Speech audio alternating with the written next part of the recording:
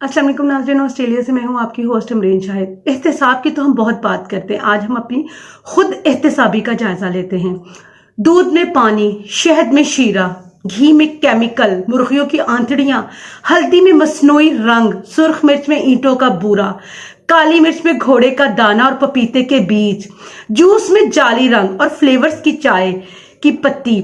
चने के छिलके उनमें, चने के आटे में लकड़ी का भूसा, फलों में मीठे इंजेक्शन, सब्जियों पे रंग, पेट्रोल में गंदा तेल, बच्चों की चीजों में जहर आलूद मटेरियल, बकरे के गोश्त को पानी के इंजेक्शन लगाकर वजन ज्यादा करना, भैंस को दूध बढ़ाने के टीके लगाना, शौर्मे के गोश्त में मरे हुए कुत्ते और चूहे, शादियों में मरी हुई मुर्गियों का गोश्त, झूठ बोलकर गधे का गोश्त खिलाया जाना, मिनरल वाटर में नलके का पानी, मोबाइल मार्केट में जाली और कॉपी फोन, जाली साबुन, जाली सर्फ, जाली शैम्पू, मगर सब ओरिजिनल टैक्स के साथ। 2 नंबर अद्वियात असली पैकिंग में, अस्पतालों में जाली डॉक्टर्स, बाजार में बदनिगाही और झगड़े, इम्तिहानात में नकल, मुसलमान लड़कियों के हाथों में कुरान पाक की जगह फहाश किस्म के डाइजेस्ट, नापतोल में कमी, दोस्ती में खुदगर्जी, मोहब्बत में धोखा,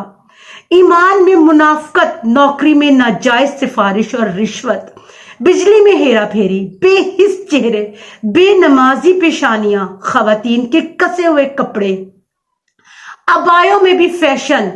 शादी ब्याह पर शराब नोशी, मुजरे और फायरिंग, मर्दों औरत का इख्तिलात, मुर्दा औरतों के साथ कब्रों में रेप, मोबाइल में फहाश तस्वीरें और फिल्में, टीवी पे नंगे नाच, भाई बहनों में नफरत, माँ बाप की इज्जत में अदम तकरीम, रिश्तेदारों से कतई ताल्लुकी,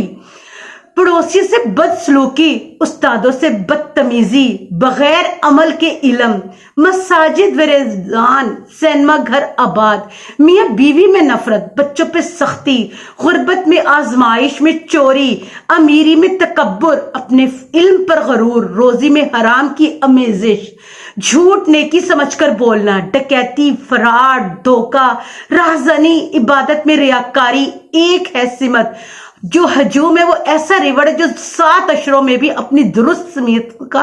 तायन ना कर सका। इन तमाम बातों के बाद हैरत ज़दा और हैरत कदा हूं